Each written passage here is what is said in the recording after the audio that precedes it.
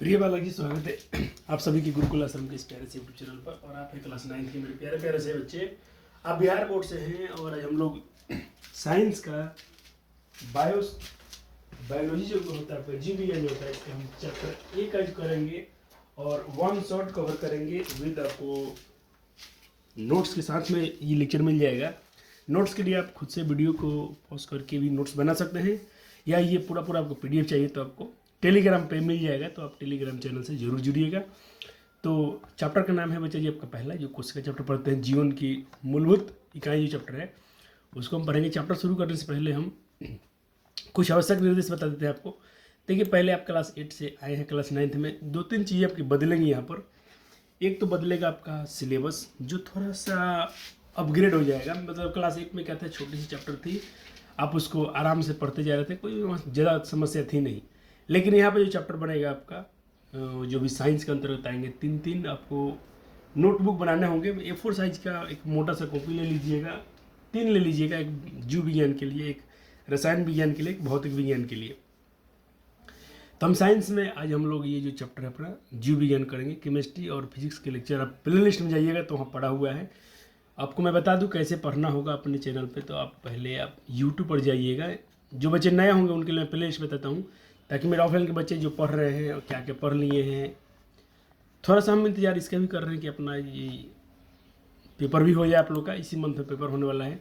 तो आप यहाँ पर जाएंगे तो ये चलिए, आपको यहाँ पे सर्च करना होगा GKUL। देखिए लिखा गया ना GKUL, इसको आप टाइप करेंगे, सर्च करेंगे, अपना चैनल आएगा। फिर ये अपना चैनल आ गया, इस पर आप जाइएगा या इस पर लोगों पर क्लिक करना है आपको। उसके बाद चैनल खुलेगा आपका। चैनल खुलते ही आपको इस पर आना है प्लेलिस्ट पर। प्लेलिस्ट में जैसे आप जाएंगे तो आपको यहाँ प्लेलिस्ट में दिखता होगा हमारे आसपास के पदार्थ। इसमें 8 वीडियो हैं। तो आपको क्या करने हैं मैं अभी जल्दी से बताता हूँ आपको। शुरू के देखिए, इसमें हमारे आसपास के पदार्थ और क्या हमारे आसपास के पदार्थ शुद्ध हैं, ये यहाँ तक।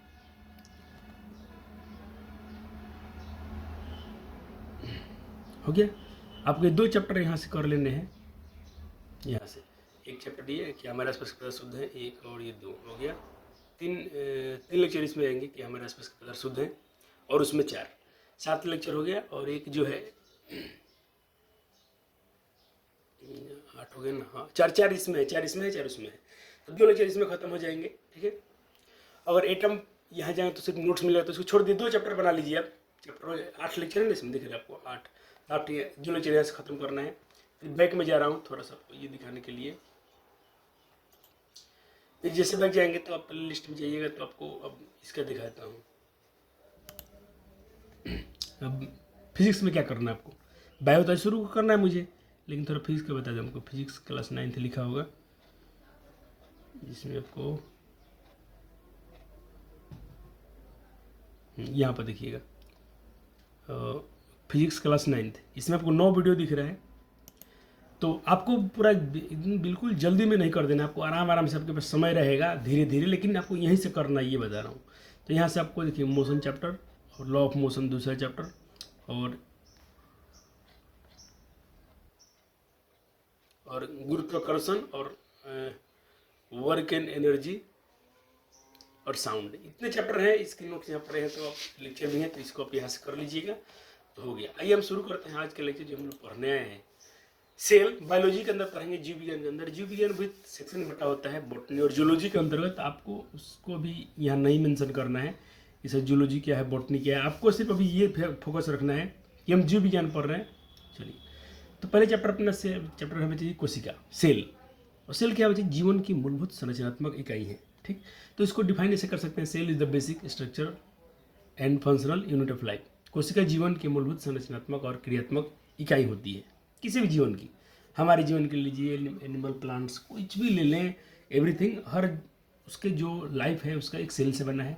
और क्रियात्मक है इसलिए उसका सारा जो फंक्शन हो रहा है, शोषण, उत्सर्जन, जो भी उसके शरीर के अंदर जितने क्रियाएं हो रही हैं वो सेल के अंदर होता है। इसीलिए बोलते हैं कोशिका जो होती है एक संरचनात्मक इकाई है, शरीर कोशिका से बना है, और जितना क्रियाएं हो रही है कोशिका के अंदर हो रहा है। इसीलिए बोलते हैं कोशिका जो होती है जीवन की मूलभूत संरचनात्मक और क्रियात्मक इकाई होती है। अब यहाँ पर हम बात करेंगे सर लिविंग ऑर्गेनिज्म क्या होते हैं, सर जीवित जीव क्या होता है। तो देखिए जीवित जीव कहने से पर्पस ये रहेगा, लिविंग हम जीव को बांटेंगे दो सेक्शन में, पर एक बांटेंगे हम लोग यूनिसेलुलर ऑर्गेनिज्म के और एक मल्टी सेलुलर। यूनिसेलुलर का मतलब होता है एक कोशिकीय जीव और मल्टी सेलुलर का मतलब होता है बहुकोशिकीय जीव। एक कोशिकीय जीव में कौन कौन आता है एकदम याद रखिएगा, बैक्टीरिया आता है, अमीबा आता है, पेरिमीशियम और क्लैडिमोनस आता है, क्लैडिमोनस भी आते हैं। ये एक कोशिकीय जीव। और बहुकोशिकीय जीव में मानव, पौधे, कोई जीव जंतु देखते हैं। ये कहता है कि एक से अधिक कोशिका से एक से अधिक कोशिका वाले जीव को, एक से अधिक कोशिका वाले जीव को, यहाँ वाले लिखा है, वाले जीव को हम क्या बोलते हैं, बहुकोशिकीय जीव। और जिस जीव में एक कोशिका होती है, जो जीव एक कोशिका से बना होता है उसको हम बोलते हैं कोशिकीय जीव। अब बात करते हैं सर वायरस के रूप में। वायरस VIRUS, वायरस सेल कहते हैं, लिखा है do not have cell. Virus के पास कोई, जो भी वायरस होते हैं इनके पास कोई कोशिका नहीं होती है। अब ये थोड़ा हम सेल का लेबलिंग कर लेते हैं। सर सेल क्या होता है, देखिए सेल होता है, बहुत सारे सेल मिलेंगे, एक सेल है, यहाँ बहुत सारा सेल मिला तो टिश्यू बन गया। बहुत सारे टिश्यू मिल क्या बनाएंगे, ऑर्गन बनाता है। ऑर्गन मतलब हार्ट, किडनी, लीवर। अब जितने देखते हैं ऑर्गन अंग सब आपके उत्तक से बना है। किससे बना है, उत्तक के समूह से बना है। अब देखिए बहुत सारे अंग बन गए, ये सारे अंग मिल जाएंगे तो क्या बनेगा, अंग तंत्र बन जाएगा। जैसे पाचन तंत्र हो गया, श्वसन तंत्र हो गया, उत्सर्जन तंत्र हो जाएगा। ठीक, अब सारे अंग पूरा सिस्टम बन चुका है तो एक बन जाएगा जीव। प्राणी मतलब जीव, एक जीव बन जाएगा, जैसे कि मानव, पेड़ पौधा, सब कुछ जिससे पूरा सिस्टम तैयार हो गया तो जीव बन गया। आइए सर कोशिका की बात हो रहा था, पहले कोशिका के बारे में फिगर दिख रहा होगा। इनका नाम है Robert Hooke, discovery of cell. Cell को किसने खोजा, कोशिका किसने खोजा, तो यही है जिन्होंने कोशिका खोज की थी।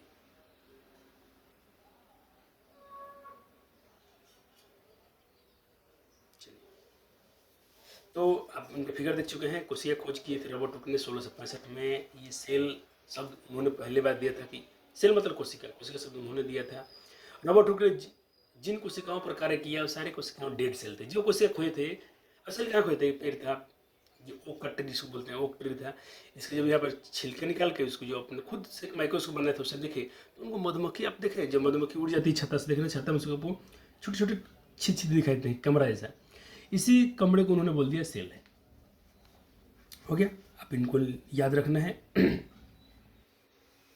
चलिए आगे चलते हैं।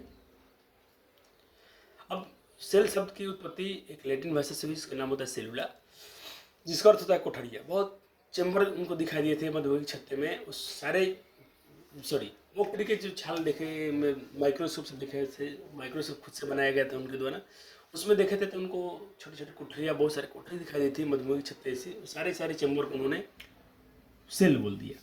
इसकी उत्पत्ति सेलुलर सबसे हुई है। अब आते हैं, वो तो डेड सेल था। सर लिविंग सेल क्या होता है, जीवित कोशिका क्या होती है। तो जीवित कोशिका खोज हुआ था 1674 ईस्वी में एंटोनी वन लीeuwenhoek। अब लीeuwenhoek याद रखिएगा, इन्होंने खोजा था। और एक डच वैज्ञानिक एंटोनी, डच के वैज्ञानिक थे, डच वैज्ञानिक थे। 1674 में पहली बार जीवित कोशिका खोज इन्होंने का शरीर इनको दिया जाता है स्वयं द्वारा। ये खुद से एक माइक्रोस्कोप डिजाइन किए थे, जो लेकिन रॉबर्ट हुक से थोड़ा बेहतर ये माइक्रोस्कोप था। और जिनमें उन्होंने बैक्टीरिया और शैवाल, स्पाइरोगोरा को सबको देखा उन्होंने। और उन सब को जिनको देखा वो सारे क्या थे, वो सारे के सारे सूक्ष्म जीव थे। क्या थे, सारे के सारे वो लोग जो भी उन्होंने देखा वो सारे के सारे सूक्ष्म जीव थे। चलिए, इसीलिए इनको सूक्ष्म जीव का जनक कहा जाता है। कि इसको लीeuwenhoek को, कहाँ के थे, डच के वैज्ञानिक थे। आइए आगे चलते हैं। चलो, तो आप ये याद रखिएगा, एंटोनी वैन लीeuwenhoek ने 1674 में बैक्टीरिया और शैवाल जैसे जीवित कोशिकाओं का अवलोकन करने वाले पहले व्यक्ति थे। इसलिए फादर ऑफ उनको माइक्रो ऑर्गेनिज्म कह दीजिए। चलिए, अब आते हैं, ये उनका फिगर था, ये उनका तस्वीर है लीeuwenhoek का, आप देख सकते हैं इमेज में यहाँ पर। चलिए, अब आते हैं हम लोग हिस्ट्री पढ़ रहे हैं सेल के बारे में, इतिहास।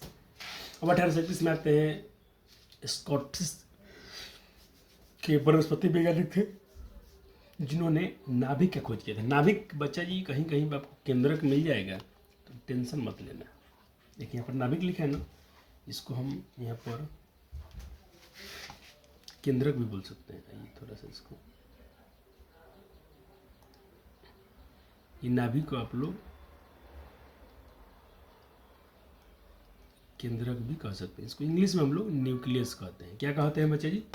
न्यूक्लियस कहते हैं। तो न्यूक्लियस खोज किसने किया था? तो रॉबर्ट ब्राउन ने किया था। ठीक, चलिए अब सेल थ्योरी आता है, कोशिका सिद्धांत। सेल थ्योरी किसने कब आया था? 1838 1839 में आया था।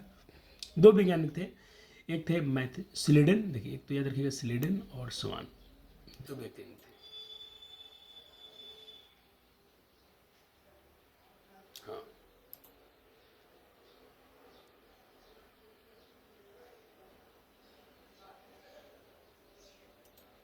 दो व्यक्ति हैं, स्लीडन और स्वान है, इनके नाम है। देखिए हम दो व्यक्ति बात करेंगे, एक तो स्लीडन एंड थियोडोर लिखा है, थियोडोर स्वान इनका पूरा नाम था। ये तीनों का फिगर दिख रहा होगा, लेकिन दो व्यक्तियों को ज़्यादा याद रखिएगा। सेल थ्योरी उन्होंने दिया था, स्लीडन और स्वान। देखिए स्लीडन और स्वान, थियोडोर स्वान का पूरा नाम है मैथिस स्लीडन, इनका नाम है। तो ये कोशिका सिद्धांत देते। कोशिका सिद्धांत क्या कहता है? कोशिका सिद्धांत क्या कहता है? कोशिका सिद्धांत कहता है कि सभी पौधे प्लांट से बने हैं। सभी पौधे जो प्लांट हैं, सभी पौधे और सभी जानवर कोशिकाओं से बने होते हैं। बस यही बात बोल दिया था इन्होंने। जितने जीव हैं, जितने पौधे हैं, ये सारे कोशिकाओं से बने हैं। यही सेल थ्योरी है। लेकिन अब पौधा के बारे में किसने बताया था? ये अब सिलिंडर ने कहा था कि all plants are made of cell. जितने प्लांट हैं कोशिकाओं से बने हैं। एक दूसरा व्यक्ति थे स्वान, उन्होंने कह दिया कि जितने एनिमल हैं वो भी कोशिकाओं से बने हैं। बस इतना ही दोनों में अंतर था। अब ये दोनों बोले कोशिकाओं से बने हैं, ये बोल दिए ना। लास्ट में विरचु आते हैं, विरचु बोल देते हैं जितनी कोशिकाएं होती हैं, जैसे ये कोशिका है, इसे दो कोशिका बना, यानी ये कोशिका किससे बना है? इससे बना है। अच्छा, फिर ये दो कोशिका बनाया, तो फिर ये कोशिका किससे बना हुआ? इससे। यानी जो नया कोशिका बनती है वो पिछली कोशिकाएं से बनती है, पूर्ववर्ती कोशिकाओं से बनती है। इसको रुडोल्फ विर्चु ने बोला था। तो बाद में इनको भी, विर्चु को भी शामिल कर लिया गया सेल थ्योरी में। नोट, स्वान जो थे ब्रिटिश एक प्राणी वैज्ञानिक थे। मेरे को लगा जीव जंतु होता है, एक जूलॉजी होता है, एक बॉटनी होता है। तो ये जूलॉजिस्ट थे। इन्होंने बोला था कि कोशिका की पतली बाहरी परत होती है, अब जिसको हम प्लाज्मा झिल्ली कहते हैं या कोशिका झिल्ली कहते हैं। देखो सेल मेम्ब्रेन यानी कोशिका झिल्ली, ये उसको प्लाज्मा झिल्ली कहो या प्लाज्मा मेम्ब्रेन कहो, दोनों एक ही नाम है। 1839 में आता है पुरकिंजे। इन्होंने कोशिका के तरल पदार्थ, इन्होंने कोशिका में कुछ कुछ फ्लूइड समझते हैं। मतलब कोई सेल है, सेल में कुछ कुछ पानी जैसा सामान है, फ्लूइड है, तरल पदार्थ है। उस तरल पदार्थ को उन्होंने बोल दिया था प्रोटोप्लाज्म, जिसको जीव द्रव्य बोलते हैं। अच्छा, हम प्रोटोप्लाज्म की हिंदी हम नहीं लिखे हैं। देखो साइटोप्लाज्म मतलब होता है कोशिका द्रव्य, दो हिंदी लिखेंगे। एक है अपने पास प्रोटोप्लाज्म, प्रोटोप्लाज्म का हिंदी होता है जीव द्रव्य, और एक है आपका साइटोप्लाज्म, इसका हिंदी होता है कोशिका द्रव्य। मेरे प्यारे बच्चे, आपको हिंदी इंग्लिश दोनों याद रखना है। आज का लेक्चर 1 शॉट होगा, एक लेक्चर में आपका पूरा सील हम खत्म कर देंगे। आपको इसको रिवाइज करना होगा, नोट्स बना लेने होंगे, गारंटी देता हूँ क्वेश्चन आपका नहीं छूटेगा। 1855 में कोशिका सिद्धांत रुडोल्फ विर्चु ने यह सुझाव देकर समझा था कि कोशिकाएं पहले से मौजूद कोशिकाएं से उत्पन्न होती हैं। ये बात सही है, कोई नई कोशिका बनती है वो पिछली कोशिकाएं से बनती है। एक आते हैं वर्ल्डवीर जोरकिन, ये बताते हैं कि इन्होंने माइक्रोस्कोप खोज किया था। माइक्रोस्कोप, एक ऐसा माइक्रोस्कोप खोजा था कि जिसके सेल के अंदर क्या क्या है, माइटोकॉन्ड्रिया, राइबोसोम, लाइसोसोम, सबको देख सकते हैं आप। ऐसे कोशिकाएं बना दी, उन्नत कोशिका बना दिए, उन्नत उन्होंने माइक्रोस्कोप बना दिया, जिससे कोशिका की मतलब अध्ययन करने में और सहायता मिला। कोशिका संख्या के साथ साथ आकार में भी वेरिएशन दिखाती है। देखिए किसी का आकार आप गोल देख रहे हैं, कोई लॉन्गिट्यूड है, कोई लंबा है, कोई गोल है, कोई अलग अलग टाइप का है। इन कोशिकाएं साइज और आकार में अलग अलग होती है, शेप और साइज दोनों अलग अलग कोशिका का पाया जाता है। ऐसे ही बात करते हैं अमीबा के बारे में। अमीबा जो होता है अपना खुद पर से भोजन पकड़ता है, अपना आकार भी बदल लेता है। वो जब जब उसको भोजन पकड़ना होगा अपना साइज बदल लेता है, क्योंकि अमीबा का साइज होता है अनियमित होता है। ठीक है, ऐसे WBC सेल होता है, ये कोशिकाएं भी अपना आकार बदल सकती हैं, जैसे अमीबा अपना आकार बदल सकता है। क्या बच्चे को दिख रहा है प्रॉपर? बिल्कुल सर। देखिए आपसे क्वेश्चन पूछा जा सकता है ऑब्जेक्टिव में कि 1 माइक्रोमीटर, जैसे हम सेल नापते हैं ना साइज में, जैसे कि हम लोग का हाइट कितना है तो कहते हैं 5 फीट 6 फीट, ऐसा नापते हैं अपना हाइट। वैसे ही कोशिका का साइज नापने के लिए हम लोग माइक्रोमीटर में नापते हैं। तो एक देखिए यहाँ लिखे ना, एक देखिए माइक्रोमीटर कैसे लिखा है, इसको आपको याद रखना है।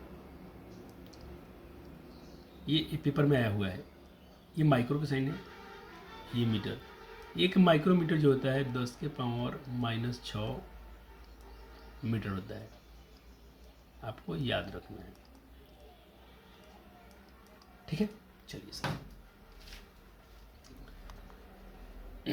सबसे बड़ा साइज सबसे छोटी कोशिका किसका होती है? देखिए यहाँ पर लिखा है माइकोप्लाज्मा। सबसे छोटी कोशिका, सबसे बड़ी कोशिका किसका होती है? शुतुरमुर्ग कंडा होता है। ऑस्ट्रिका जो एग होता है सबसे बड़ा कोशिका उसकी होती है। अब सर पीपीएलओ क्या लिखे हैं? माइकोप्लाज्मा को हम पीपीएलओ क्यों बोलते हैं? इसको सर बोलते हैं सर पी से प्लूरो न्यूमोनिया लाइक ऑर्गेनिज्म। जीवाणु का एक छोटा प्रकार होता है, बहुत छोटी जीव होता है जिसका हम माइकोप्लाज्मा बोलते हैं। और सबसे बड़ा अंडा किसका, सबसे बड़ा कोशिका किसका होती है? शुतुरमुर्ग का। सबसे छोटी कोशिका किसकी होती है? किस जीव की होती है? तो आप कहिएगा माइकोप्लाज्मा का। आइए कुछ और बातें याद कर लेते हैं पेपर के लिए, एमसीक्यू में आता है। Longest cell of the human body, मानव शरीर की सबसे कोशिका तो तंत्रिका कोशिका होती है। मानव शरीर की सबसे बड़ी कोशिका अंडाणु होती है। मानव शरीर की सबसे छोटी कोशिका शुक्राणु होता है। एक बात और याद रखिएगा, मानव के शरीर में कितने क्या बोलते हैं ये अपना गुणसूत्र होते हैं। इसको मैं यहाँ पर नोट लिखता हूँ। मानव में 46 यानी 23 जोड़ा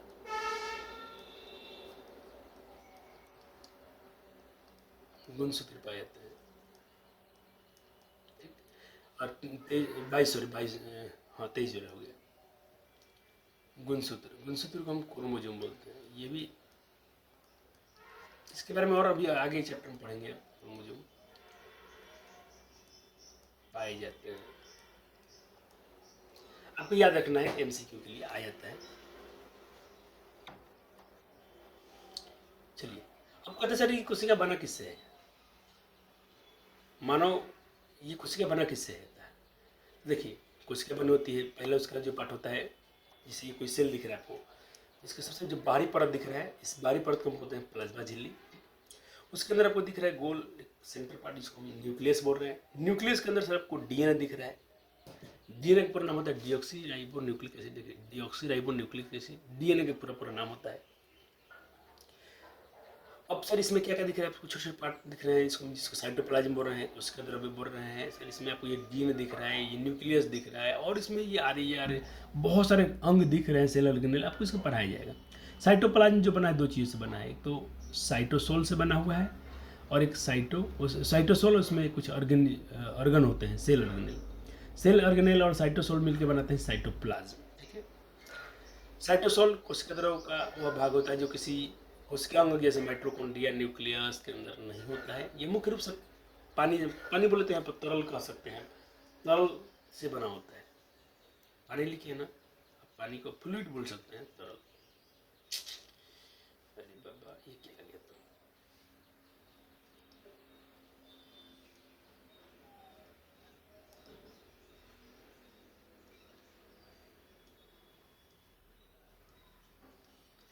तरल से बना, तरल कुछ फ्लूइड सब्सटेंसेस होती है, उससे बना होता है। अच्छा थोड़ा सा कट रहे हैं क्या?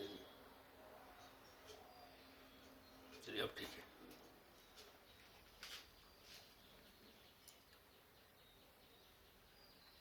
अब देखिए कोशिका झिल्ली तो पढ़ा दिया। चलिए कोशिका भित्ति होती है जो हम लोग में नहीं पाया जाता है, ये प्लांट से पाया जाता है। देखिए मान लीजिए कि आपका सेल मेम्ब्रेन है, ठीक है ना, ये अपने जो मैं ये दिखाया हूँ, जो नीला कलर में दिखाया हूँ, मान लीजिए आपका सेल मेम्ब्रेन या प्लाज्मा मेम्ब्रेन है, उसको जो रेड कलर से दिखाया हूँ सबसे बाहर उसको बोलते हैं सेल वॉल। जो सेल मेम्ब्रेन को जो ढक रखता है, आउटर कवर करता है उसको, वो होता है सेल वॉल। कोशिका भित्ति ये नॉन लिविंग होता है, ये बहुत सख्त होता है, ये लचीला नहीं होता है। प्लाज्मा मेम्ब्रेन की बाहरी परत, प्लाज्मा मेम्ब्रेन बोले तो ये प्लाज्मा झिल्ली की सबसे बाहरी परत से बना होता है, कि बाहरी परत बना होता है, उसके बाहर आउटर लेयर होता है। सेल का साइज देता है, ये सेल को मैकेनिकल डैमेज से बचाता है, उसको सुरक्षा करता है। सेल टू सेल, एक सेल से दूसरे सेल में ये हेल्प करता है। अनचाहे माइक्रो मोलिक्यूल्स जो चाहे छोटे कोई सूक्ष्म अणु इसमें आना चाहते हैं, उसके लिए बैरियर होता है, उसको आने जाने उसमें नहीं देता है। आइए हम पढ़ते कंपोजिशन ऑफ सेल वाल में क्या क्या होती है। जैसे ये देखिए, अगर बैक्टीरिया की बात करते हैं तो इसमें होता है सेल वाल में बैक्टीरिया में सेल वाल होता है, जो उसमें क्या मौजूद होता है?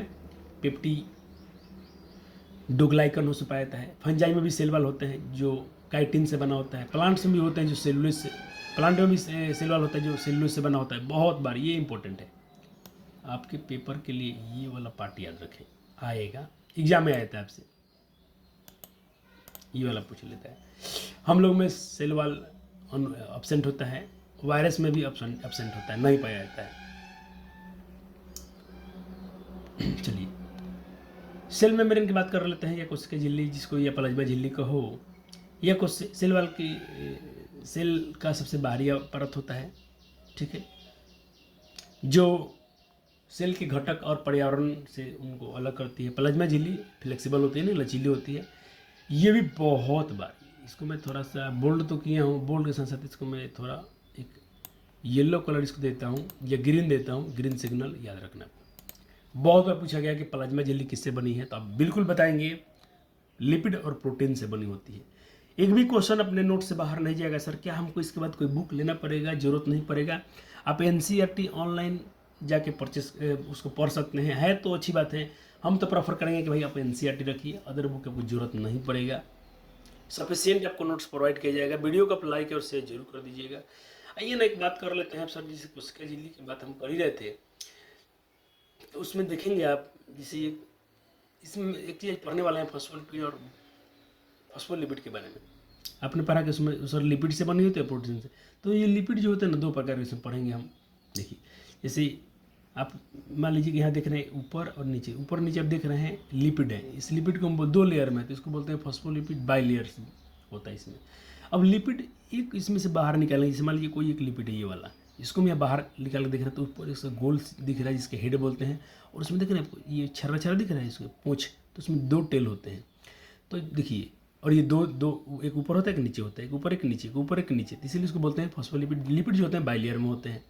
ये उसका हेड पार्ट होता है, इसका टेल पार्ट होता है। हेड जो होता है वो सर जल लड़ाएगी, उसको जल पसंद है, और टेल जो होता है सर हाइड्रोफोबिक होता है, उसको जल पसंद नहीं है।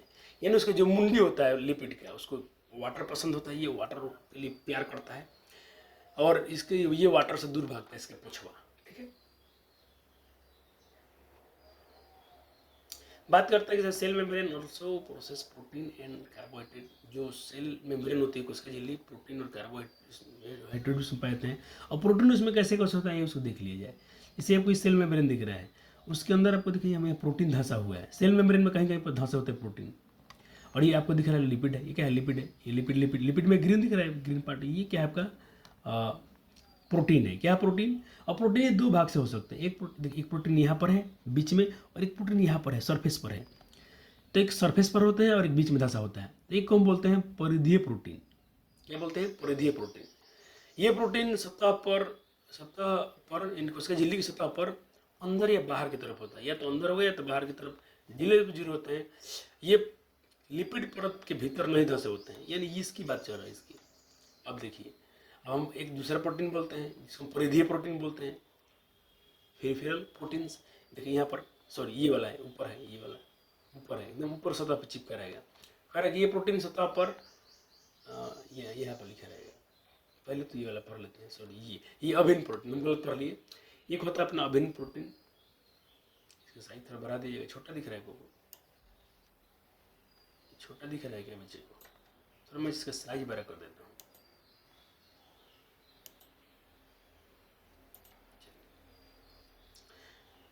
ये देखिए अंदर वाला, मतलब ये प्रोटीन्स लिपिड की अंदर धंसे होते हैं। ये जो दिख रहा है, ये मान लीजिए कुछ झिल्ली है, मैं आपको बना के दिखाता हूँ ना बच्चे को थोड़ा मजा, फिर इसको हम रफ मिटा देंगे। देखिए मान लीजिए अपने पास एक कोई ये सेल वाल है, ठीक। इसके अंदर मैं ग्रीन पार्ट ले लेता हूँ। मान लीजिए यहाँ पर एक, ये क्या आ गया,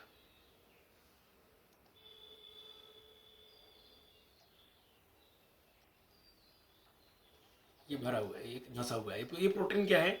ये सेल वाल है, उसके बीच में धंसा हुआ है। ऐसे कम बोलते हैं अभिन्न प्रोटीन। क्या बोलते हैं बच्चे जी? इसको बोलते हैं हम लोग अभिन्न प्रोटीन। अब आपको इसके सरफेस पर रहेगा तो उसको हम क्या बोलेंगे? उस प्रोटीन को बोलेंगे परिधीय प्रोटीन। आपने क्या देखा? प्रोटीन दो होते हैं, यहीं पर समझ लीजिए दोनों को साथ साथ में। ये जो बीच में धंसा हुआ है इसको हम क्या बोल रहे हैं? ये वाले को, इसको हम बोल रहे हैं अभिन्न प्रोटीन, और ये सरफेस पे चिपका हुआ है, यहाँ पर है, यहाँ पर है, तो इसको हम बोल रहे हैं परिधीय प्रोटीन। हो गया। चलिए सर, तो आपने देखा प्रोटीन दो प्रकार के थे भाई। प्लाज्मा झिल्ली कोशिका के अंदर बहुत कुछ पदार्थों का प्रवेश और ये निकास, कुछ आनेगा कुछ को जाने देने के लिए ये अनुमति देता है। यह कुछ पदार्थों के संचालन को भी रोकता है। कोशिका झिल्ली को चयनात्मक प्लाज्मा झिल्ली भी कहा जाता है। अब झिल्ली द्वारा प्रदर्शित परागम्य के प्रकार, आइए हम झिल्ली के प्रकार पढ़ते हैं। प्लाज्मा झिल्ली के प्रकार देखिए, एक होता है अपरागम्य झिल्ली, किसी पदार्थ को अपरागम्य झिल्ली होता है ना कोशिका झिल्ली, ऐसे अपरागम्य झिल्ली को उसको बोलते हैं जिसमें कोई पदार्थ नहीं जाएगा ना आएगा, तो उसको बोलेंगे अपरागम्य, जिसमें कोई आर पार ना जा पाए। एक होता है चयनात्मक, सिलेक्टिवली, यह केवल विशिष्ट कुछ को जाने देगा, कुछ को रोक रखेगा। एक होता है पारगम्य, विलेय और विलायक दोनों को जाने देगा, चाहे विलेय जो घुल जाने वाले हैं या घुलने वाले हैं, दोनों को जाने देगा। जैसे जल हो गया, नमक हो गया, दोनों को आने जाने की अनुमति देता है। एक होता है सेमी परमिबल, अर्धपरागम्य झिल्ली, इंपॉर्टेंट है, यह केवल विलायक को जाने देगा। विलायक जो उसे घुलाने वाला पदार्थ, जैसे कि पानी हो गया, जो चीज़ किसी को अपने अंदर घुला ले सिर्फ उसी को जाने देगा, सॉल्वेंट को जाने दे देगा और किसी को जाने नहीं देगा। आज हम पढ़ेंगे सर निष्क्रिय, देखिए हम प्लाज्मा झिल्ली के पदार्थ आएंगे जाएंगे, उसके दो परिवहन पढ़ेंगे, एक पढ़ेंगे निष्क्रिय परिवहन, एक पढ़ेंगे सक्रिय। निष्क्रिय मतलब पैसिव ट्रांसपोर्ट। अणुगति सांद्रता प्रवणता की अनुदिश होती है, ऊर्जा की इसमें आवश्यकता नहीं होती है, इसकी ये बहुत धीमी प्रक्रिया होती है। छोटे अणुओं द्वारा इसमें, छोटे अणुओं का परिवहन इसमें निष्क्रिय रूप से होता है। और एक होता है सक्रिय परिवहन, इसमें अणु की सांद्रता प्रवणता के विपरीत होती है, ऊर्जा की इसमें जरूरत होती है। विपरीत मतलब अगर इधर जाना है तो ये उल्टा जाएगा, मतलब कम से ज़्यादा की ओर जाएंगे।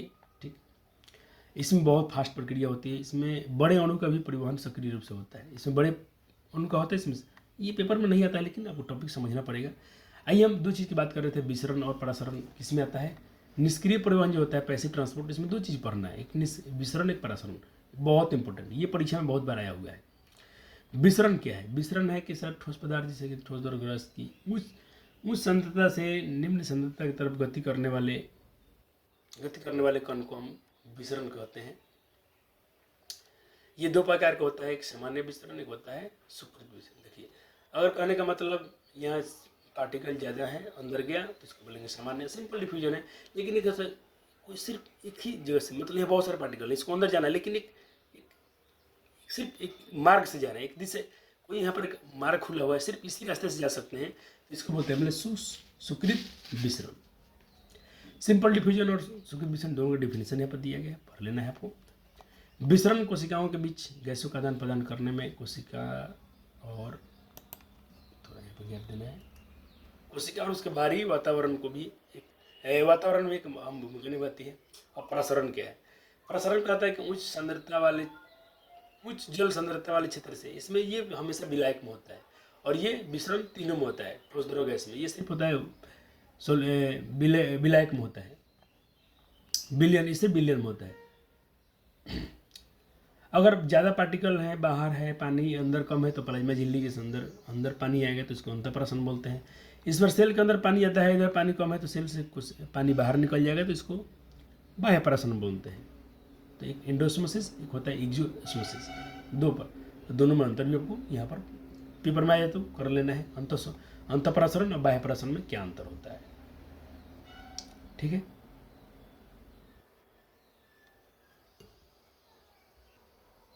चलिए, अब बिलियन कैसे बनता है? बिलियन देखिए, मतलब आपने क्या किया सर, थोड़ा सा नमक ले लिया, थोड़ा सा उसमें पानी ले लिया, तो ये दोनों मिलकर जो बनेंगे ना उसको बिलियन बोलते हैं। अब ये दो प्रकार के हो जाएंगे। देखिए, तनु बिलियन और शांत तनु किसको बोलते हैं? देखिए, 2 बिलियन ले रहा हूँ, 1 बिलियन में 90 ml पानी, 10 ml बिले, मतलब 10 ml 90 ml घुलाने वाला, 10 ml घुलने वाला, तो जो बिलियन बना इसको हम, और 1 बिलियन बना 80 ml विलायक, 20 ml बिले। आप देख रहे हैं इसमें बिले ज़्यादा है, ये दोनों में अगर कंपेयर करेंगे तो इसमें बिले ज़्यादा है, इसमें विलायक कम है। इसमें बिले ज़्यादा है, इसमें बिले कम है। तो जिसमें बिले ज़्यादा है तो हम देखो ये वाला जार में और ये वाला जार में, देखो तनु और सांद्र रिलेटिव वर्ड है। 2 बॉक्स लेंगे तभी बता सकते हैं कौन तनु है कौन सांद्र है। अकेला आप नहीं बोल सकते। अब हम बोल सकते हैं कि इसमें विलेय की मात्रा ज़्यादा है तो ये सांद्र हो गया, इसमें विलेय की मात्रा कम है तो तनु हो गया। अकेला डिफिनेशन आप नहीं दे सकते हैं। ऑप्शन एक होता है संतृप्त, जिसमें और जिस विलेन में और विलेय आप नहीं घोल पाते हैं उसको बोलते हैं संतृप्त विलेय। अब विलयन के प्रकार पढ़ लेते हैं। देखो जिसमें विलय ज़्यादा हो विलायक कम हो उसको बोलते हैं हम लोग अति परासारी विलयन। जिसमें देखिए विलय तीर के नीचे से दिया हूँ, यानी विलय कम हो और विलायक ज़्यादा हो, यानी घुलने वाला सामान कम हो घुलाने वाला और ज़्यादा हो, तो उसको बोलते हैं अल्परासारी विलयन। और जिसमें विलय और विलायक दोनों इक्वल मात्रा में, दोनों बराबर मात्रा में, बराबर का साइन दिया हूँ, तो इसको हम बोल सकते हैं समपरासारी विलयन। अब तीनों में अगर कोशिका को रखेंगे तो क्या क्या नतीजा निकलेगा ये देख लेते हैं। अल्परासारी विलयन लिया गया है। अल्परासारी विलयन कहाँ था आपका? ऊपर था। विलय की मात्रा ज़्यादा विलायक की मात्रा कम, विलय की मात्रा ज़्यादा विलायक की मात्रा कम, ठीक है। अब इसमें कोशिका रखे हैं और कोशिका में क्या है सर? सॉल्वेंट ज़्यादा है, यानी कोशिका में विलायक ज़्यादा है पानी कम है। तो इस स्थिति में क्या होगा? इसमें क्या है? विलायक ज़्यादा था, विलायक बाहर ज़्यादा है तो विलायक इसमें अंदर रहेगा। कोशिका में वाटर ज़्यादा है इसलिए पानी कोशिका से बाहर उतर जाएगा। सॉरी हाँ, इसमें सॉल्वेंट ज़्यादा है, सॉल्वेंट मतलब विलायक, हम विलय पढ़ लेते हैं। विलायक इसमें कोशिका के अंदर पानी ऑलरेडी ज़्यादा है, तो इसमें पानी आपने पढ़ा प्रसारण क्या होता है? उच्च सांद्रता से निम्न सांद्रता, यानी पानी सेल में ज़्यादा है तो पानी इधर जाएगा, कहाँ जाएगा? यहाँ पर, क्योंकि यहाँ पर पानी कम है। देखिए विलायक की मात्रा कम है, इसमें विलायक की मात्रा ज़्यादा है, कोशिका में विलायक की मात्रा ज़्यादा है, तो यहाँ से जाएगा किधर? जार में जाएगा पानी, और कोशिका कहीं सिकुड़ जाएगी, कोशिका कहीं सिकुड़ जाएगी। ऐसे केस में किसमें? अगर आप कोशिका को रखेंगे अल्पसारी विलयन में, अल्पसारी विलयन में, तो और कोशिका में अगर ऑलरेडी पानी ज़्यादा है तो कोशिका को सिकुड़ जाएगी। और अल्पसारी विलयन में रखेंगे, हेप्टोनियस सॉल्यूशन में रखेंगे तो क्या होगा? तो इस बार कोशिका के अंदर पानी जाएगा तो कोशिका को फूल जाएगा, उसमें सिकुड़ रहते हैं फूलेगा। अगर आपको उसमें समपरासारी में रखेंगे तो कोई साइज में कोई परिवर्तन नहीं आएगा। अच्छा, कभी पानी में काम किए हैं? तो पानी में काम करना आपको देखना है, इसमें जो हाथ में होता है ना, इसमें आपका हाथ में ये हो जाता है, स्वेल हो जाता है, फूल जाता है।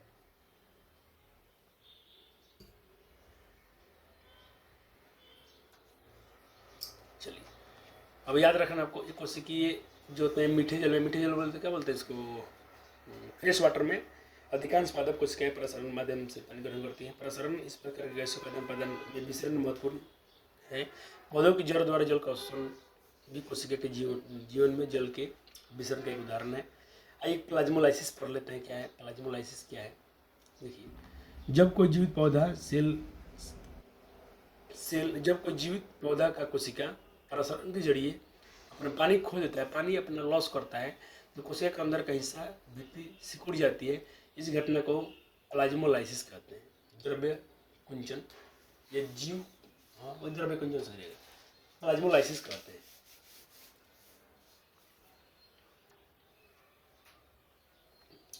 अब ये दो प्रकार का होता है, एक होता है अंतः कोशिका, एक होता है बाह्य कोशिका। जब यह तब होता है जब कोशिका मटेरियल को अंदर खींचती है और वायु कोश का इस्तेमाल करके सेल के अंदर ले जाती है। तो वायु कोश को कोशिका के अंदर ले जाने के लिए ऊर्जा की आवश्यकता करती है। इसको हम क्या बोलते हैं? एंडोसाइटोसिस बोलते हैं। और यह तब होता है जब कोशिका मटेरियल से बाहर निकलती है और वेसिकल्स का इस्तेमाल करके बाहर ले जाती है। तो वेसिकल्स से बाहर जाने के लिए टिपिकल रूप में एनर्जी का इस्तेमाल करती है।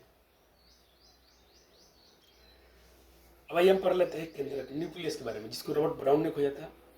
उन्होंने बोला सेल के अंदर न्यूक्लियस होता है। और ये न्यूक्लियस क्या होता है? कोशिका का नियंत्रण करता है। बहुत बार पूछा गया कोशिका का कंट्रोलिंग पावर कौन है, तो अब न्यूक्लियस का जवाब दीजिएगा। अपवाद भी याद रखना है। अच्छा, नियम तो आमतौर पर पढ़ते हैं कि संख्या में होता है। आमतौर पर जनरली हर कोशिका में एक एक न्यूक्लियस होता है, ये नियम है। मतलब ज़्यादा, जनरली मतलब ज़्यादा, अधिकांशतः मतलब तो 100 में 90 बार देखेंगे तो एक सेल में एक न्यूक्लियस। लेकिन अपवाद भी तो होता है ना साइंस में, जैसे प्रामेसियम में 2 न्यूक्लियस होता है, ओपलिना में बहुत सारे न्यूक्लियस होते हैं, आरबीसी में न्यूक्लियस होता ही नहीं, आरबीसी में और स्लिप ट्यूब में न्यूक्लियस होता ही नहीं है।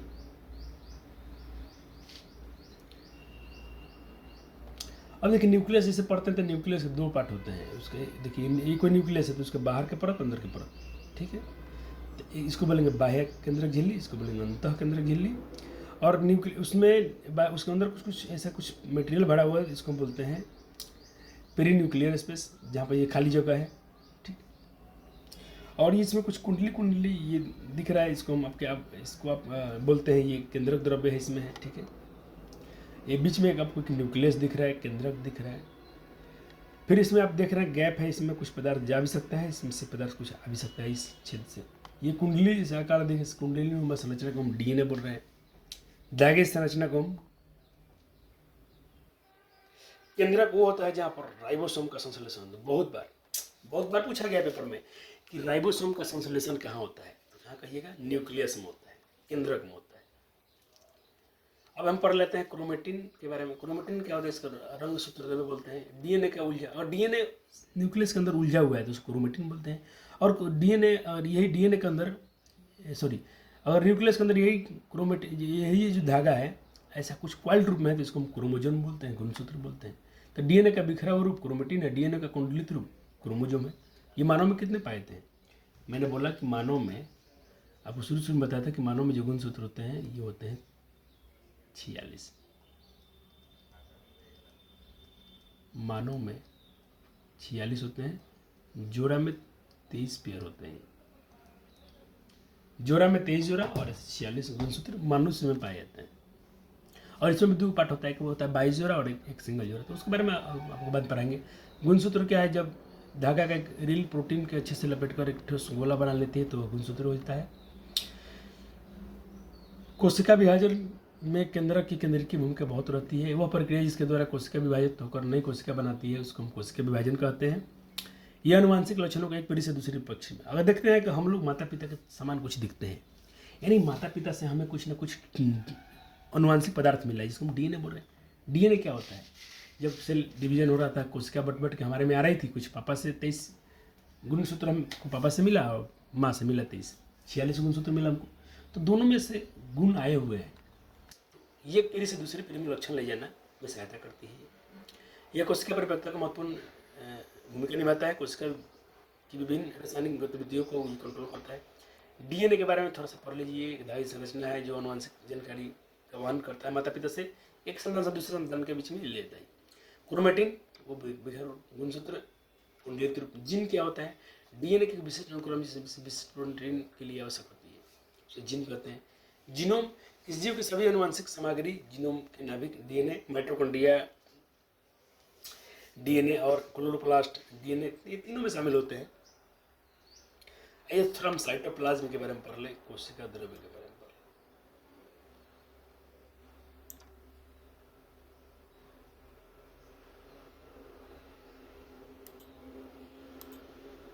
चलिए, साइटोप्लाज्म पहले में बताते हैं। साइटोसेल और सेल ऑर्गेनेल से मिलकर बना होता है। इसका उपयोग प्लाज्मा झिल्ली के अंदर के बीच स्थित कोशिका पदार्थों के लिए किया जाता है। तो ये साइटोसोल हो गया, कुछ पार्ट भरा है साइटोसोल है। और देखिए इसमें कुछ कुछ अंग दिख रहे हैं। अंग जो होते हैं इसका मतलब सेल ऑर्गेनेल। अब सेल ऑर्गेनेल जो होते हैं, जो कोशिकांग होते हैं, ये सिंगल, उसकी झिल्ली सिंगल भी होती है, उसकी झिल्ली डबल भी हो सकती है, और किसी में झिल्ली होती नहीं है। देखिए इसे vacuole, lysosome, Golgi apparatus, endoplasmic reticulum, इसमें सिंगल मेम्ब्रेन होती है, यानी एक झिल्ली होती है। लेकिन डबल झिल्ली भी होती है, जैसे न्यूक्लियस हो गया, माइटोकॉन्ड्रिया हो गया, प्लास्टिड हो गया, इसको लवक बोलते हैं। इस तीनों में डबल झिल्ली होती है, इसमें नहीं होती है। राइबोसोम में और सेंट्रोसोम में झिल्ली नहीं होती है। न्यूक्लियस और सेल ऑर्गेनेल की उपस्थिति के अनुसार हम इसके आधार पर हम कोशिका के प्रकार बांटेंगे। तो एक हो जाएगा प्रोकैरियोटिक, एक यूकैरियोटिक। दोनों में अंतर परीक्षा में खूब पूछता है कि प्रोकैरियोटिक कोशिका में और यूकैरियोटिक कोशिका में अंतर लिखिए। आप यही अंतर लिख आइएगा, आपको नंबर मिल जाएंगे। प्रोकैरियोटिक उदाहरण क्या होता है, जीवाणु होता है। और यूकैरियोटिक के उदाहरण क्या होता है, प्लास्टिड होता है, फंजाई होता है, प्लांट होते हैं, एनिमल होते हैं। यहाँ पर आपको दिखाया गया है, ये प्रोकैरियोटिक का सेल है। चलिए, ये बुक में एक टेबल दिया है, इसको भरना है। यहाँ पर खाली दिया है, भर देना है प्रोकैरियोटिक के बारे में और यूकैरियोटिक के बारे में। यहाँ पर आंसर भर दिया हुआ है, आप इसको भर लीजिएगा। कोशिकांग के बारे में पढ़ रहे हैं तो हम कोशिकांग के बारे में कहते हैं। कोशिका में होने वाली विभिन्न गतिविधियों को एक दूसरे से अलग रखने के लिए कोशिका के अंदर एक झिल्ली से छोटी संरचना घिरी होती है, इसका उपयोग करती है, इसको हम कोशिकांग कहते हैं। झिल्ली से घिरे हुए कोशिकांग की उपस्थिति यूकैरियोटिक कोशिकाओं को एक विशेषता है जो प्रोकैरियोटिक से उनको अलग करती है। अब ये सेल ऑर्गेनेल के बारे में हम पढ़ेंगे। कुछ एग्जाम्पल दिया है, एंडोप्लाज्मिक रेटिकुलम, अंतःप्रद्रवी जालिका, Golgi apparatus, lysosome, mitochondria, plastids, vacuole, इन सब के बारे में पढ़ना है। तो चैप्टर आपके लिए मुखर हो जाएगा। अच्छी तरह आपको दिखाई दिया था कि इनकी ये। अब एंडोप्लाज्मिक रेटिकुलम के बारे में देख लो। कहता है कि ये एक प्रणाली माना जाता है, एक सिस्टम माना जाता है, क्योंकि इनके कार्य एक दूसरे से साथ संबंधित होता है, इसमें शामिल है। अब देखिए एंडोप्लाज्मिक रेटिकुलम में क्या है, ऐसे इस तरह एंडोमेम्ब्रेन में कौन कौन शामिल है? Endoplasmic reticulum, Golgi apparatus, lysosome. आपको सेल के अंदर दिखाया हूँ कि यहाँ पर ये एंडोप्लाज्मिक रेटिकुलम ये दो प्रकार के होते हैं। और यहाँ पर देखिए, यहाँ पर कुछ कुछ खुदरा खुदरा है तो इसको बोलते हैं रफ एंडोप्लाज्मिक रेटिकुलम। ये पूरा पूरा चिकना है तो इसको बोलते हैं सॉफ्ट स्मूथ एंडोप्लाज्मिक रेटिकुलम। और यहाँ पर आपको लाइसोसोम दिखाया गया है, गोल्जी एपैरेटस दिखाया गया है, ये गोल्जी एपैरेटस है आपको, ठीक है। इन्हीं के बारे में पढ़ना है। एंडोप्लाज्मिक रेटिकुलम के बारे में आप यहाँ पर बिल्कुल आसानी से पढ़ सकते हैं। और ये दो टाइप के भी होते हैं, ठीक है।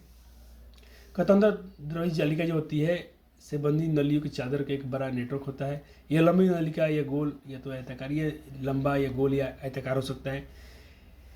यद्यपि अंतर्द्रव्य जालिका जो होती हैं अलग अलग कोशिकाओं में दिखने से बहुत बहुत भिन्न होता है। यह हमेशा एक नेटवर्क सिस्टम बनाता है। ईआर झिल्ली संरचनात्मक में प्लाज्मा झिल्ली के समान है। अंतर्द्रव्य जालिका दो प्रकार के होते हैं, आरईआर जिसको बोलते हैं रफ एंडोप्लाज्मिक रेटिकुलम, और एक बोलते हैं एसीआर स्मूथ एंडोप्लाज्मिक रेटिकुलम। दोनों में अंतर आपको लिख लेना है, पेपर में बहुत बार ये आ जाता है। आइए मेम्ब्रेन बायोजेनेसिस पढ़ लेते हैं। कहते हैं अंतर्द्रव्य जालिका द्वारा संश्लेषित कुछ प्रोटीन लिपिड कोशिका झिल्ली के निर्माण में सहायता करती है। यह प्रक्रिया को झिल्ली निर्माण प्रक्रिया या जिसको मेम्ब्रेन बायोजेनेसिस के नाम से जाना जाता है। अंतर्द्रव्य जालिका के बारे में पढ़ रहे थे तो अंतर्द्रव्य जालिका का कार्य भी परीक्षा में आया हुआ है। इसके विभिन्न क्षेत्रों में के बीच में साइटोप्लाज्म के रूप में होता है। एंडोप्लाज्मिक रेटिकुलम साइटोप्लाज्म ढांचे के भी कार्य करता है। कोशिका के कुछ रासायनिक गतिविधियों के लिए भी सरफेस पर प्रदान करता है। कोशिकारुकी नामक प्राणियों में उनकी यकृत कोशिकाओं में एसीआर जैसे कुछ मान लीजिए उसमें जहर कुछ पॉइजन आ गया तो उसको हटाने में कार्य करता है। ईआर द्वारा निर्मित कुछ प्रोटीन लिपिड एंजाइम और हार्मोन के रूप में भी ये कार्य करता है। अगला टॉपिक आएगा हम लोग का गोल्जी ऑपरेटस, जिसको गोल्जी का है या गोल्जी उपकरण में इसको बोलते हैं हम लोग। इसको किसने खोज किया था अभी पूछता है। सबसे पहले इसको गोल्जी के कैमिलो गोल्जी ने इसको खोया था। 1898 में देखा था इनको गोल्जी ऑपरेटस को। इसमें कई चिपटी डिस्क आकार की थैलियाँ जो सिस्टर्नें होती हैं एक दूसरे के समानांतर होती हैं, यहाँ पर गोल्जी ऑपरेटस होती है। इन झिल्ली का अक्सर ईआर मेम्ब्रेन का कनेक्शन होता है, इसलिए एक कॉम्प्लेक्स सेलुलर मेम्ब्रेन सिस्टम का एक और हिस्सा बनाती है। ईआर के पास संश्लेषित पदार्थ का पैक किया जाता है और गोल्जी ऑपरेटस के माध्यम से कोशिका के अंदर बाहर एक टारगेट से दूसरे टारगेट तक उसको ले जाता है। गोल्जी उपकरण पुटिका में उत्पादन, ये भंडारण, संशोधन और पैकेजिंग में सहायता करती है।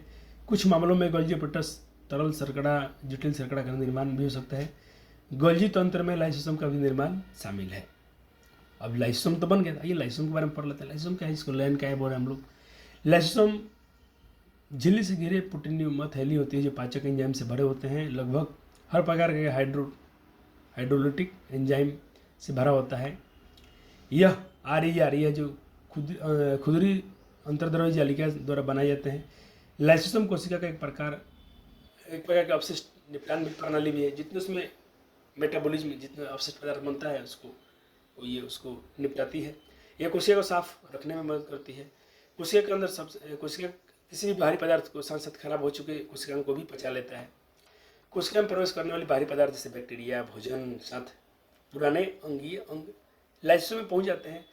जटिल पदार्थों में उसको तोड़ता है। लाइसोसोम एक ऐसा इसलिए कर पाता है ताकि उसमें एक शक्तिशाली, उसमें एक बहुत पावरफुल डाइजेस्टिव एंजाइम होता है जो पचा देने वाला बहुत शक्तिशाली। लेकिन यहाँ से क्वेश्चन पूछता है कि इसको हम लोग आत्मघाती थैली क्यों बोलते हैं।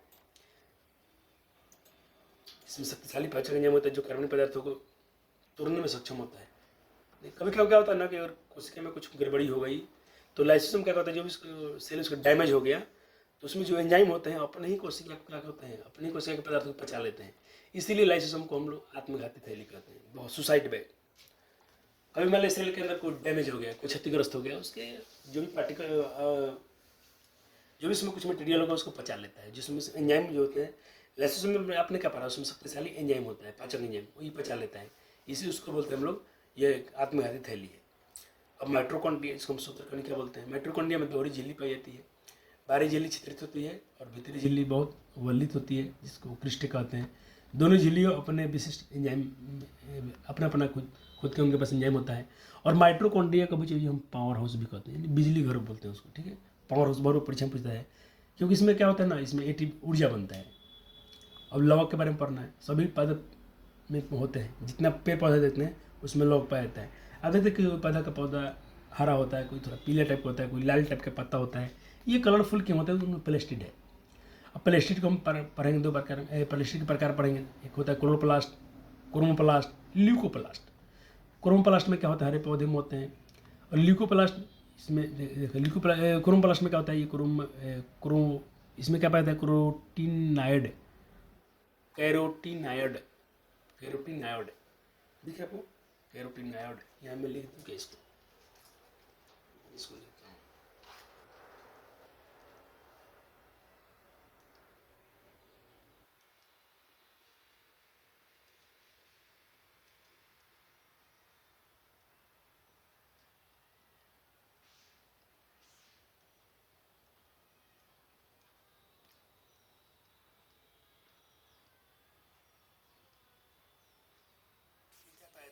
क्रोमोप्लास्ट में इसमें कैरोटीनॉइड की प्रेजेंट होती है उपस्थिति के कारण, यह लिखा है इसमें उपस्थिति के कारण हरे रंग के अलावा, इसमें ग्रीन रंग तो होता ही है, के अलावा अन्य रंगीन भी इसमें अन्य रंगीन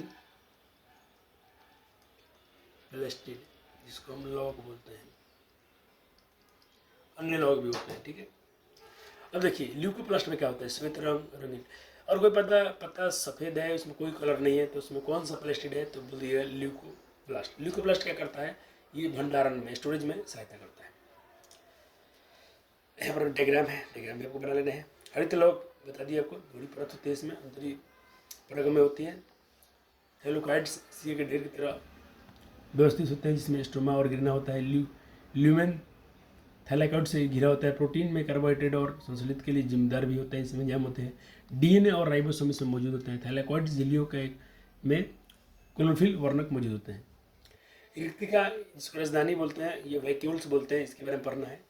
ये भी क्या सेल ऑर्गेनेल है। पौधों की कोशिका में रिक्तिकाएँ कोशिका रस से भरी होती हैं, कोशिका को स्फूर्ति मतलब चंचलता और कठोरता प्रदान करती हैं। पौधिका कोशिका के जीवन के महत्वपूर्ण पदार्थ रिक्तिकाओं में संग्रहित होते हैं। इसमें एमिनो एसिड, शर्करा और कार्बनिक अम्ल भी, इसमें कुछ प्रोटीन भी शामिल होते हैं। अमीबा ऐसे कोशिकीय जीव में खाद्य रिक्तिका में खाद्य पदार्थ जिनका अमीबा ने सेवन किया होता है। कुछ एक कोशिकीय जीव जैसे कि उसमें जो वैक्यूल्स पानी और अपशिष्ट पदार्थों को बाहर निकालने में भी महत्वपूर्ण भूमिका निभाती है।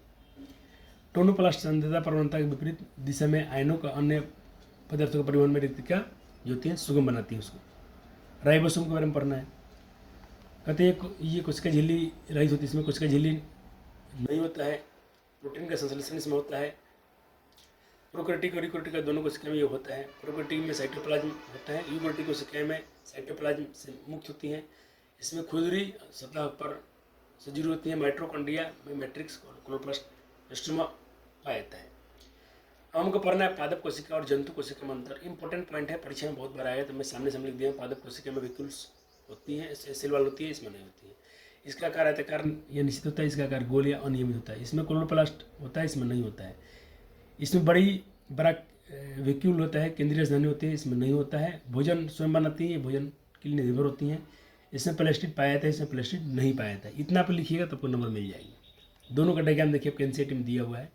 ये आपका पादप कोशिका है, ये आपकी जंतु कोशिका है।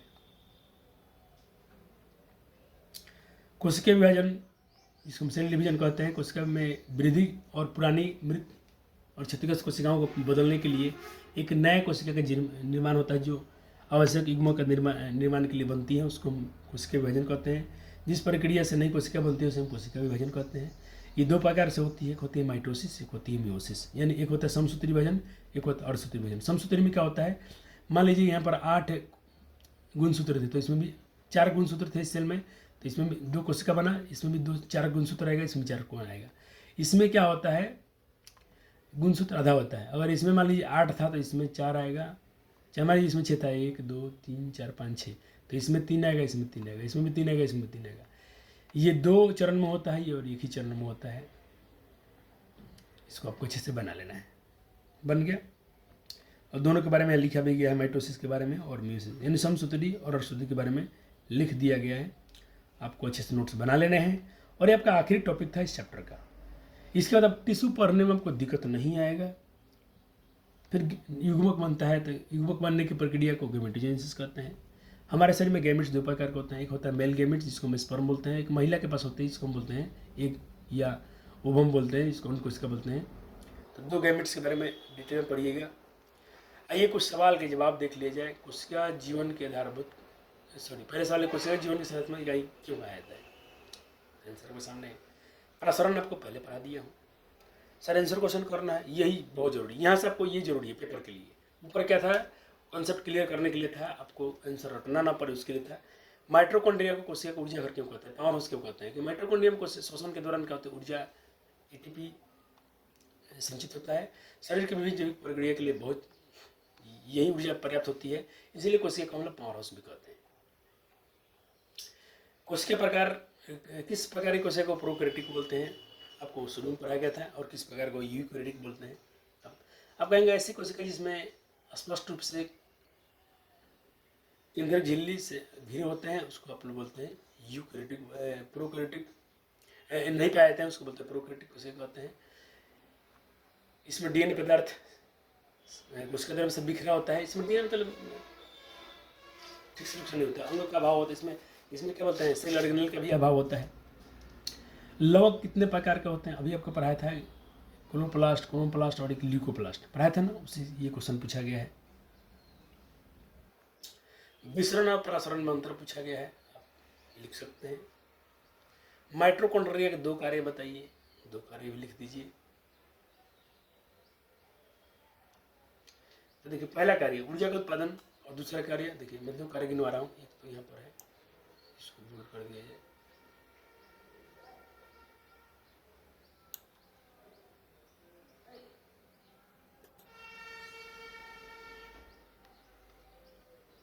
एक तो ये कार्य हो गया इनका,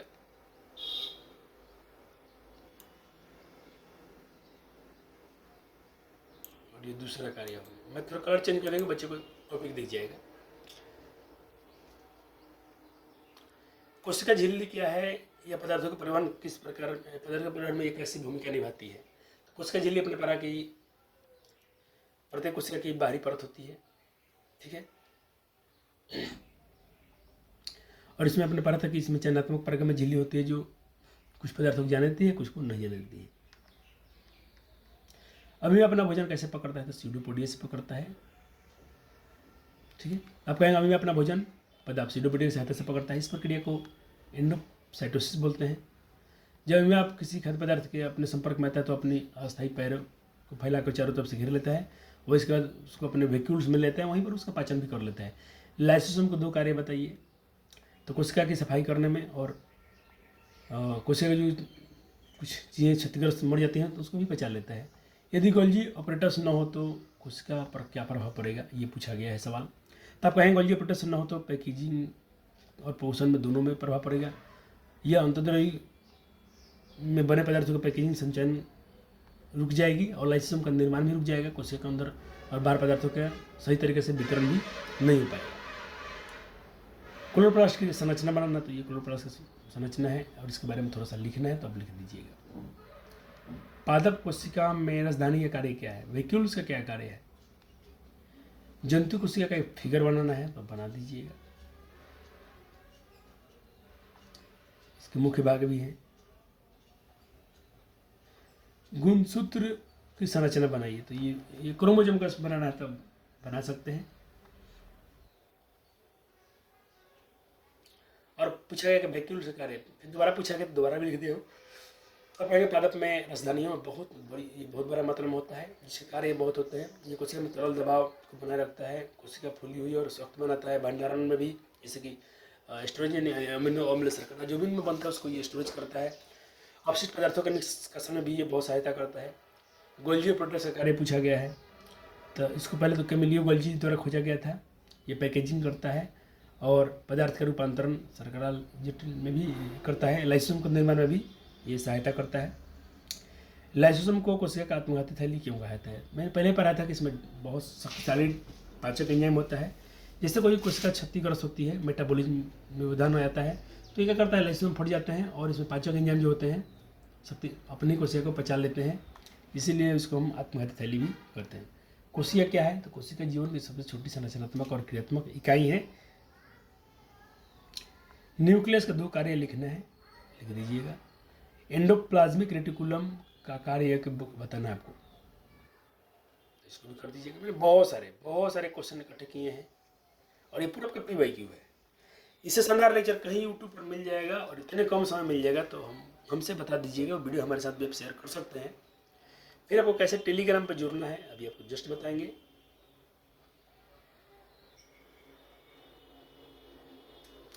आज आपको सिखाऊं वैक्यूम से क्या कार्य है। शायद क्वेश्चन दोबारा हो गया क्या? कोई बात नहीं, चलिए। ऑब्जेक्टिव सवाल है तो भाई बच्चे तो बहुत माहिर होते हैं, फिर भी अब ऑब्जेक्टिव डिस्कशन हम नहीं करेंगे। आपसे जब टेस्ट लेंगे तो बहुत सारे क्वेश्चन देंगे, तो उस दिन आप हम थोड़ा माइंड चेक करेंगे कि बच्चे कैसे तैयारी की है। फिलहाल अभी आंसर आपको मैं यहाँ पर फिलअप कर दिया हूँ, लेकिन अपने दिल से वर्क करके देखना है कि आपसे क्वेश्चन हो रहा है कि नहीं। ये 5वां क्वेश्चन है। सबसे लंबी कोशिका, सबसे छोटी कोशिका। कई बार क्लास हम पूछते हैं न्यूक्लियस खोज किसने किया था, कई बार पूछे आपसे हम। ऑफलाइन ने पूछे तो कितना पूछे हैं। राइबोसोम किससे बना होता है? RNA और प्रोटीन से। क्रिस्टल कहाँ पाया जाता है? तो माइटोकॉन्ड्रिया में। कोशिका खोज किसने किया था? तो रॉबर्ट हुक ने किया था। कैसा सेल था? तो डेड सेल था।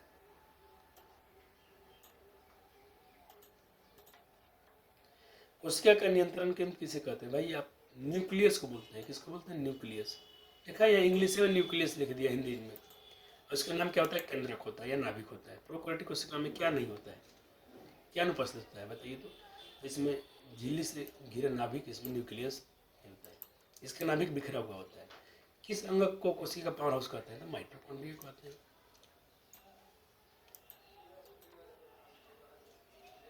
प्रोटीन का संश्लेषण कहाँ होता है? तो राइबोसोम होता है।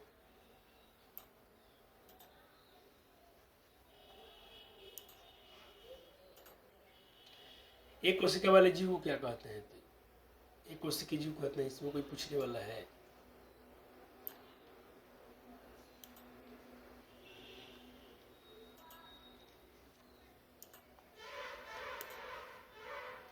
निम्नलिखित में सबसे बड़ा क्या होता है? जो भाई प्लांट में होता है। वैक्यूम से प्लांट में होता है। निम्नलिखित में न्यूक्लियस किसमें न्यूक्लियस घिरा होता है? तो भाई रेक्टिका, cytoplasm, nuclear membrane, plasma membrane. अच्छा, न्यूक्लियस घिरा होता है। किसमें न्यूक्लियस घिरा होता है बताइए तो? किसमें घिरा होता है? जल्दी बता दीजिए।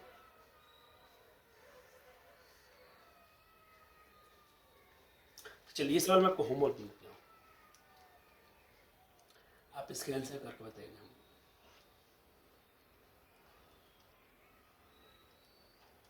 ये आपका होमवर्क है। DNA कहाँ पाया जाता है? तो न्यूक्लियस में पाया जाता है।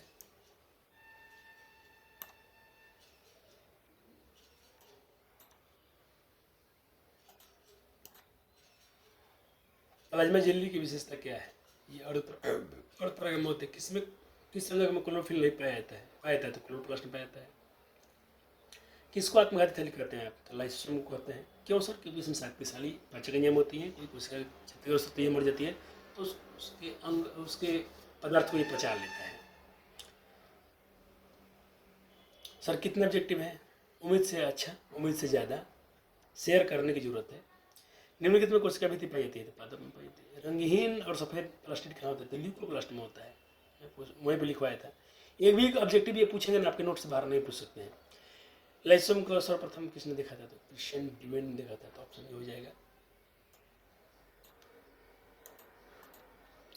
थैलेक्वाइड समूह को कहा जाता है? तो ग्रेना कहा जाता है। इसको ग्रेना भी बोलते हैं आप लोग। प्लास्टिक माइटोकॉन्ड्रिया में क्या समानता है, क्या सिमिलरिटी है? तो सब टोटल।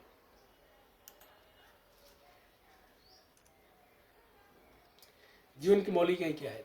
उत्तक, अंग, कोशिका, अंग पर है, भाई अंग रहता है। कोशिका सिद्धांत किसने दिया था? स्वान और स्लाइडन ने दिया था। स्लाइडन और स्वान ने दिया था। विरचो का नाम बता लेना, विरचो को बाद में नाम शामिल किया गया है।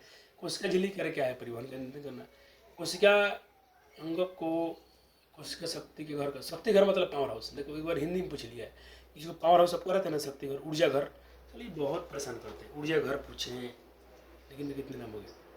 इसको क्या बोल रहे थे? Power house. इसको क्या बोल रहे थे दूसरा? अब दूसरा इसको ऊर्जा घर बोल रहे थे।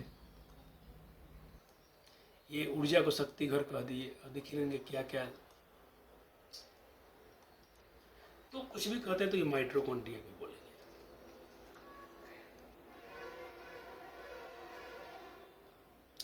लाइसोसोम को किस नाम से जानता है? तो आत्मघाती थैली के नाम, सुसाइड बैग।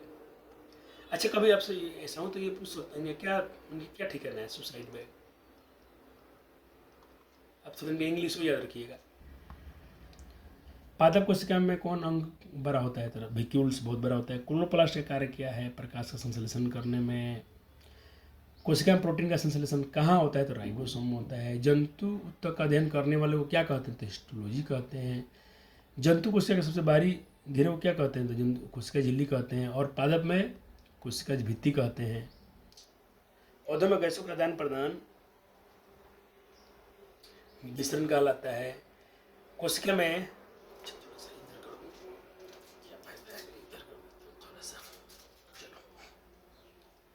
कोशिका में राइबोसोम की अनुपस्थिति के कौन सा कार्य संपादित नहीं होगा? तो प्रोटीन का संश्लेषण नहीं हो पाएगा।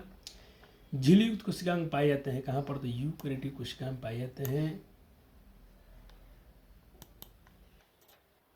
पादप कोशिका की भित्ति मुख्यतः किससे बनी होती है? तो सेलुलोज से बनी होती है। पहले से बताया कि वहाँ 3-4 लिखवाया गया था, सबको याद रख सकते हैं। बैक्टीरिया वाला भी लिखवाया, सॉरी हाँ, कुछ सबके बारे में थोड़ा वहाँ से याद करना। वैसे जीव जिनमें केंद्रीय झिल्ली नहीं पाई जाती है उसको प्रोकैरियोटिक्स कहते हैं। कोशिका में राइबोसोम की अनुपस्थिति में कौन सा कार्य संपादित नहीं हुआ? तो प्रोटीन का संश्लेषण नहीं हुआ। इनमें से कौन चयनात्मक परगम झिल्ली है? तो कोशिका झिल्ली होती है। अनुवांशिक गुणों का संवहन किसके द्वारा होती है? तो जीन के द्वारा होती है। आरएनए का संश्लेषण कहीं होता है, कहाँ होता है पूछना चाहिए? केंद्रिका में होता है। श्वेत और रंगीन कौन होती है? तो ल्यूकोप्लास्ट होता है। कोशिका द्रव्य तथा केंद्रक को सम्मिलित करने को क्या कहता है? तो उनको प्रोटोप्लाज्म कहते हैं। इसको जीव द्रव्य बोलते हैं और इसी को हम लोग प्रोटोप्लाज्म भी कह रहे थे।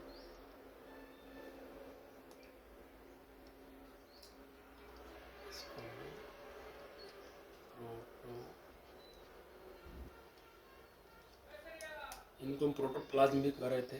जंतु कोशिका के बाहरी गिरी जंतु है, कोई बात नहीं। कोशिका द्रव्य में पाए जाने वाले नलिका को जल में अंतर्द्रव्य जलीय कहते हैं। क्रोमोसोम डैश से बने होते हैं, तो डीएनए और प्रोटीन से बने होते हैं। लौह पाया जाता है, पादप कोशिका में पाया जाता है। डीएनए के क्रियात्मक खंड को जीन कहते हैं। सेंट्रोसोम सहायक होते हैं, कोशिका विभाजन में सहायता करते हैं। इनमें से कौन प्रोटीन संश्लेषण में सक्रिय स्थल है? तो राइबोसोम होता है। गुच्छे में पाए जाने वाले को क्या बोलते हैं? तो पॉलीसोम कहते हैं। सिस्टर ने मत कहिएगा। मानव शरीर में कोशिकाओं का संख्या कितनी है? तो 46 होता है। जोरा में 23 जोरा होता है। क्रोमोप्लास्ट के भीतर तरलयुक्त गुहा होती है जिसे कहते हैं स्ट्रोमा कहते हैं। केंद्रिका में संश्लेषण होता है तो आरएनए का होता है। वैसी कोशिका जिसमें केंद्रक पूर्ण रूप से विकसित और झिल्ली से घिरा होता है उसे हम लोग अरे गलत हो गया क्या? तो चेक करना पड़ेगा बच्चा जी। तो थोड़ा सा वेट, मुझे इस क्वेश्चन में थोड़ा डाउट लगा है, और डाउट तो बच्चे घर पे लेके जाते नहीं है मेरे।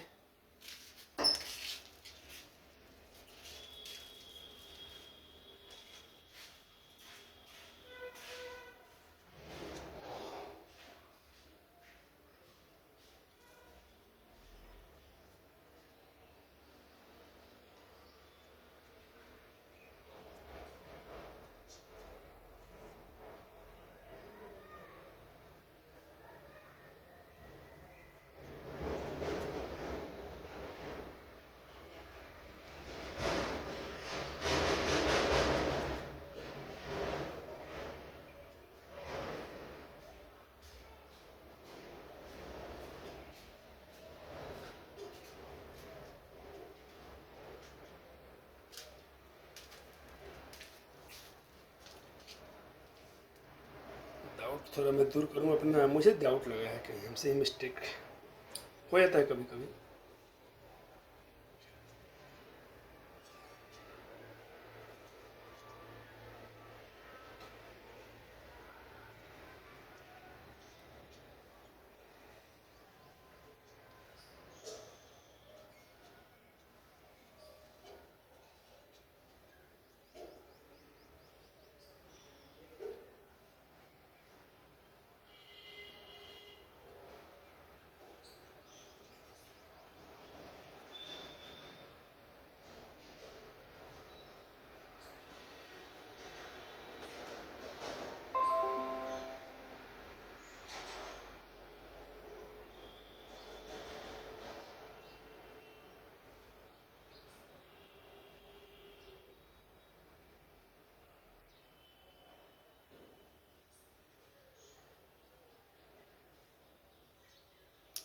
देखिए इसे डाउट होगा कि इसमें केंद्रक एकदम हम कंप्लीट विकसित होता है, उसको हम यू क्रिटिक बोलते हैं, प्रो क्रिटिक नहीं होगा। तो मुझे थोड़ा इसको एरिज करना पड़ेगा, सही करना पड़ेगा आंसर को।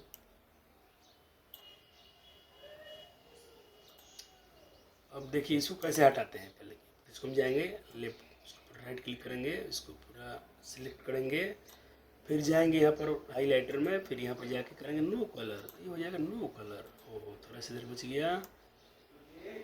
हाँ इसको भी हम कर देते हैं नो कलर। ये 62 नंबर क्वेश्चन, ये 63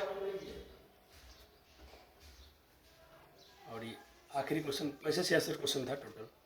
ठीक है,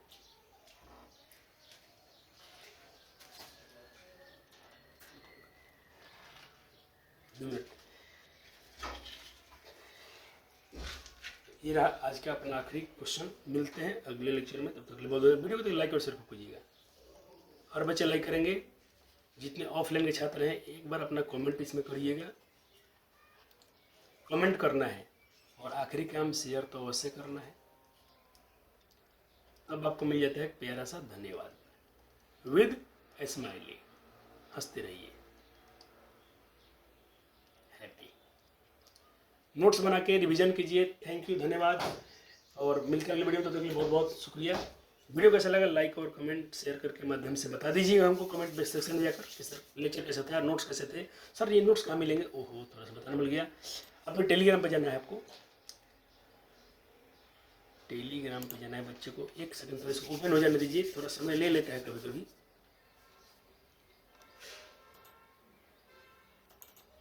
भैया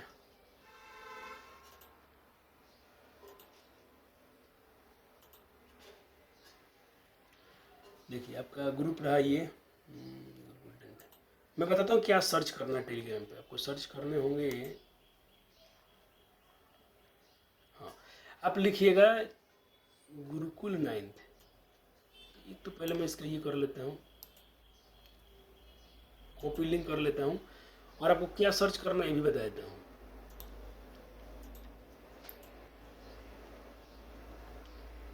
यहाँ पर यहाँ पर आएगा,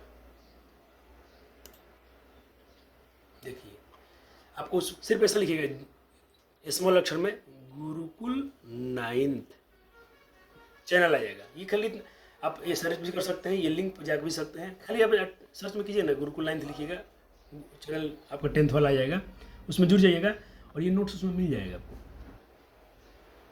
अच्छा 9th का है ना, वो एक सेकंड बचा जी। अच्छा इस चैनल से भी जुड़ जाइएगा, ये 10th वाले के लिए था, 9th वाला का अलग है। ये रहा 9th, ये 9th है। मैं थोड़ा सा बचाइए, माफ़ी चाहता हूँ आपसे, लेकिन कोई बात नहीं, आप सब चैनल से जुड़े हैं तो कोई दिक्कत नहीं है।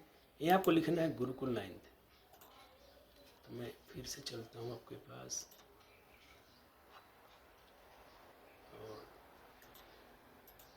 यहीं पर कर दूंगा पेस्ट इसको भी।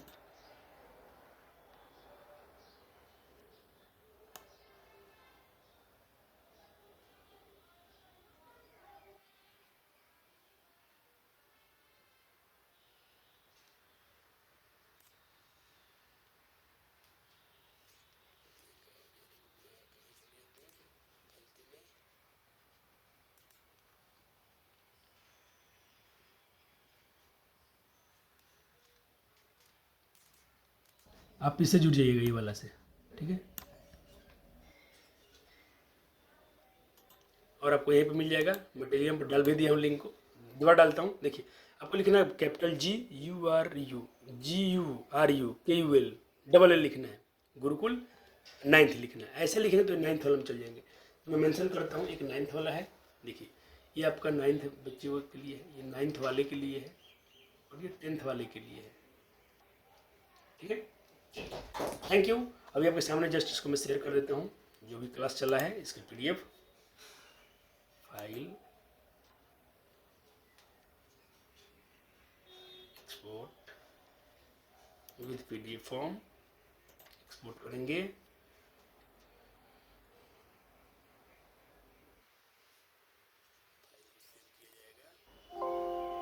यस करेंगे, और जस्ट आपके सामने हम टेलीग्राम पे इसको शेयर भी करेंगे।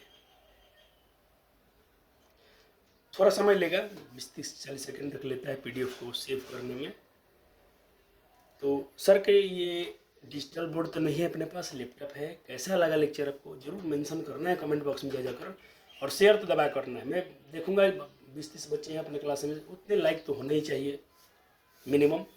और बाकी नए बच्चे होंगे आप जो हमसे नहीं दूर है, नहीं मिलते हैं, और सिर्फ ऑनलाइन मेरी क्लास से देख सकते हैं, आपका भी देवत्व बनता है। थोड़ा भी इस मेहनत कीजिए, क्योंकि नोट्स बनाने में लगभग 5-6 दिन तो लगा ही है मुझे नोट्स प्रिपेयर करने में। उसके बाद लेक्चर भी शूट करने में टाइम लगा। अपलोड चलिए तो ये तो नेट से करना है तो कर देंगे अपलोड, हो गया सेम। अब देखिए मैं जा रहा हूँ टेलीग्राम पर, 9th वाला खोलता हूँ। देखिए इसमें ये था, इसको मैं डिलीट कर देता हूँ, नया वाला PDF इसमें सबमिट कर देता हूँ। शेयर ऐसे होता है, यहाँ पे जाएंगे हम, फाइल मैनेजर खुलेगा, सेल लिखा होगा, और आज का डेट भी होगा उसमें, है 9 तारीख है ना, हाँ बिल्कुल 9 तारीख है। 4 MB का PDF है, बहुत छोटा है, टेंशन नहीं लेना है। देखिए इसे 9th वाला में आपको जुड़ जाना है, 10 वाला में जुड़ेंगे तो कोई बात नहीं, लेकिन 9th वाला में जुड़िएगा आपको मिल जाएगा। थोड़ा समय ले रहा है, PDF शेयर करके ही आपके साथ में निकलूँगा यहाँ से, और आपको थोड़ा ओपन भी करके दिखा दूंगा कि PDF दिखता कैसे है। मैं ज़्यादा सलाह दूंगा बच्चों को कि लेक्चर से बनाइए, लेक्चर देखते रहिए, सर एक दिन में नहीं। मेरा काम है एक बार में लेक्चर खत्म कर देना, आपका काम है इसको आराम से 2 दिन 3 दिन 4 दिन 1 हफ्ता भी लगाते हैं चैप्टर के लिए तो कोई बुरी बात नहीं है। मैं नए छात्र से बोलता हूँ, पुराने वाले तो बहुत दिन से बना रहे हैं, तो उनके तो भाई अब ज़्यादा समय आपके पास है नहीं, आपके ये मैं चेक करूँगा, हो जाना चाहिए। आइए इसको ओपन करते हैं, ओपन कीजिएगा तो कुछ ऐसा खुलेगा। हट जा तो भाई, हाँ ठीक ठाक दिख रहा है, काम आपका चल जाएगा।